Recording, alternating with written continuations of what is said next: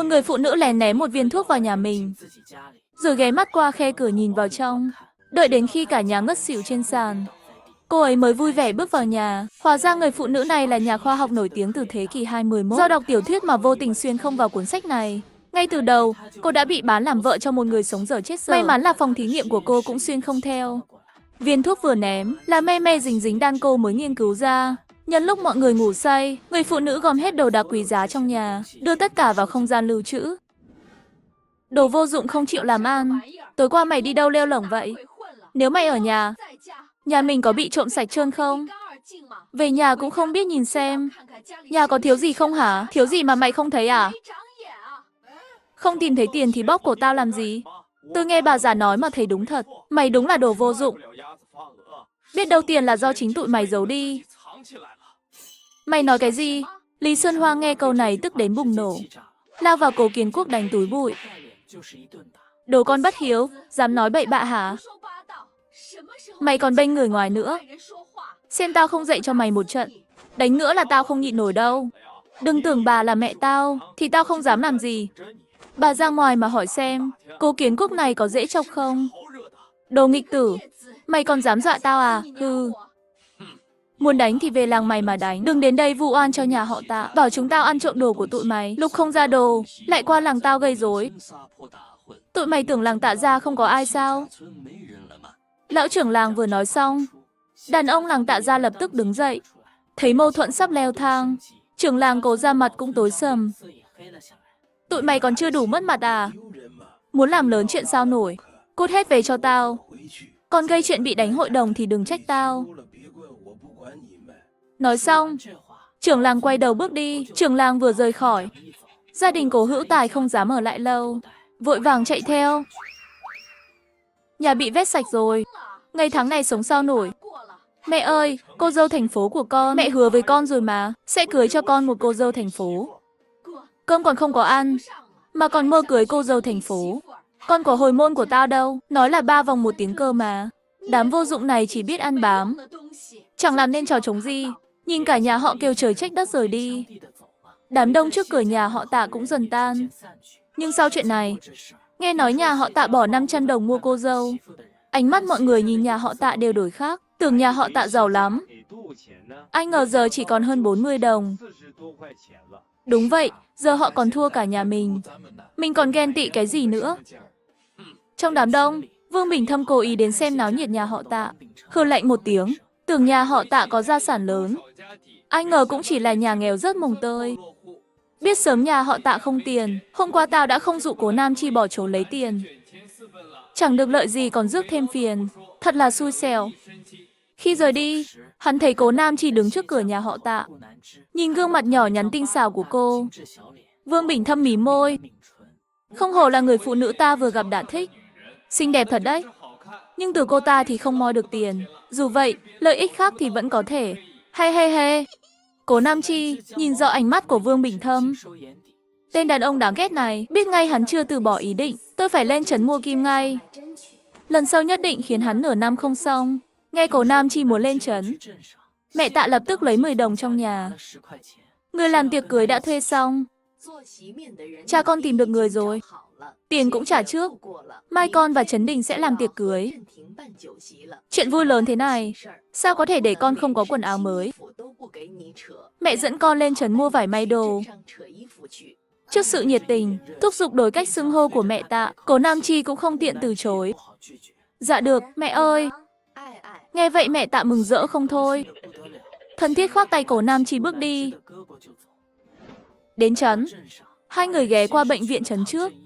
Bác sĩ, mấy vị thuốc tôi vừa nói, mỗi thứ 1 phần. Được, chờ chút nhé. À bác sĩ, tôi muốn hỏi, bác biết chỗ nào bán kim bạc không? Và dụng cụ bào chế thuốc nữa.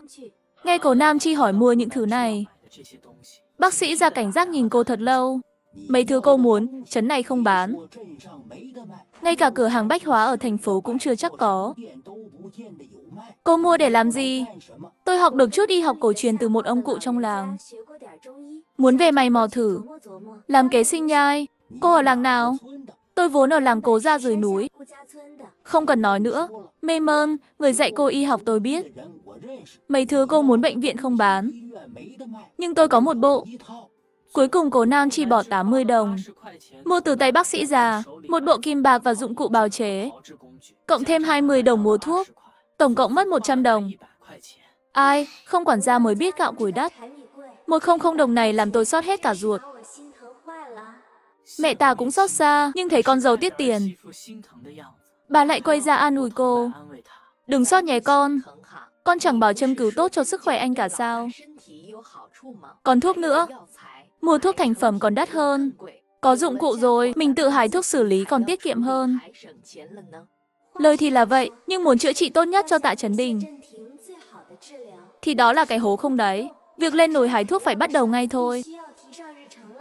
Sau đó, hai người đến hợp tác xã mua vải và 2 thước dây đỏ. Rồi vui vẻ về nhà. Nhưng vừa về đến nơi, đã thấy trước cửa đông nghẹt người. Tiếng đập bát ném chén và mắng chửi vang lên. Con để người ta sống nữa không đây? Nuôi con cái ly hôn đã đành.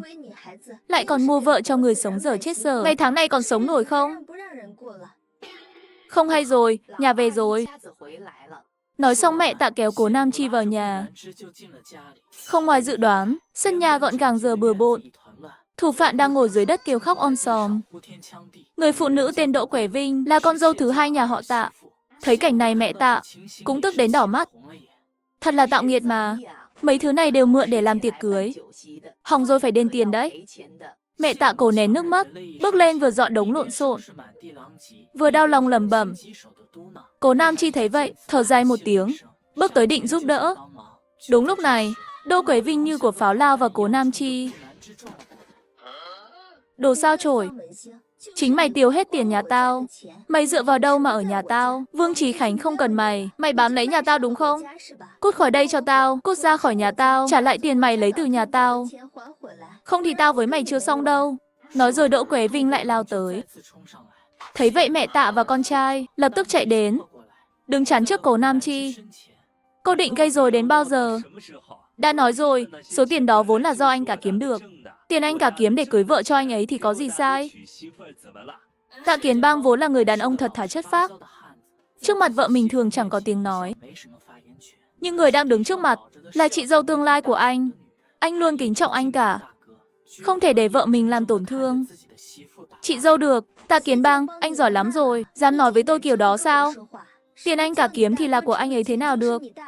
Anh cả anh giờ ra nông nỗi đó, sớm muộn gì cũng chẳng còn. Đó là tiền của chúng ta, tất cả bị con yêu tinh này tiêu sạch rồi. Anh còn dám bênh nó? Hay anh cũng để ý nó rồi? Tôi liều với anh. Mẹ Tạ nghe Đỗ Quế Vinh nguyền rủa con trai lớn chết, rồi vu oan cho con trai thứ 2 và chị dâu lớn, tức đến mức đập đùi ngồi bệt xuống đất khóc lớn, ngồi khóc thảm thiết. Nhà này thật bất hạnh quá mà. Đúng lúc này, Tạ Như Vân bỏ lại 2 đứa con đang khóc ré lên vì sợ, chạy đến kéo mẹ dậy. Chị dâu, mọi người đứng lên đi, dưới đất toàn mảnh vỡ, cẩn thận kéo bị thương. Đừng lo, chị hai, chị đừng làm nạn nữa. Anh hai chẳng nói gì quá đáng đâu mà. Ngày tháng yên ổn không muốn sống, ly hôn rồi dẫn 2 đứa nhỏ về ăn bám nhà mẹ đẻ. Cũng chẳng phải người mang lại may mắn. Đỗ Quế Vinh, cô đủ rồi đấy. Tạ Kiến Bang cuối cùng không chịu nổi, giơ tay đẩy Đỗ Quế Vinh đang lao vào cào cấu anh sang một bên, bị đẩy ngã ra đất. Hết chê người này lại đến người kia. Nhà mình để cô thiếu ăn sao? Hay thiếu mặc gì à? Cô cứ phải làm nhà cửa rối tung lên. Ngày tháng này cô sống được thì sống, không sống được thì ly hôn. Nghe đến 2 chữ ly hôn, Đỗ Quế Vinh vừa bị đẩy ngã sững sờ. Ly hôn? Tạ Kiến Bang, anh dám nói chuyện ly hôn với tôi? Đồ chẳng ra gì. Tôi lấy anh, chịu khổ chịu cực, gian nan sinh con trai cho anh. Vậy mà anh dám nhắc đến ly hôn với tôi không sống nữa. Nói xong, Đỗ Quế Vinh lao đầu vào cái vại lớn bên cạnh. Ngay khoảnh khắc ngàn cân treo sợi tóc, Cố Nam Chi bước ra ngăn lại. Nếu Đỗ Quế Vinh dùng 8 phần sức để lao vào, thì Cố Nam Chi dùng 10 phần sức để kéo cô ta ra. Ôi, lưng tôi đau quá, đau muốn chết mất. Không cần cảm ơn đâu, tôi cũng không thật lòng muốn cứu cô. Chủ yếu là tiếc cái vại muối dưa này. Để cô đâm vào, có khi cũng chẳng sao đâu. Ha ha, anh hai, anh còn đứng ngây ra đó làm gì? Mau đỡ chị hai dậy đi chứ. Dìu chị ấy vào nhà nghỉ một lát. Như Vân, còn em, đừng ngẩn ra nữa. Không thấy chị hai bị đau lưng à? Mau đi tìm cao dán cho chị ấy đi. Cả nhà nhanh chóng bắt tay vào làm. Người đỡ thì đỡ, người tìm cao thì tìm cao. Cố Nam Chi tiếp tục dọn dẹp sân nhà. Vừa dọn vừa nhớ lại cốt truyện trong sách.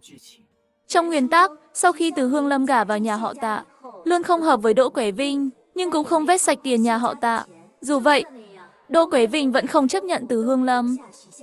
Vậy liệu cô ta có chấp nhận mình không? Cố Nam Chi đang mải nghĩ. Từ Hương Lâm bưng một chậu quần áo, từ sân sau bước tới.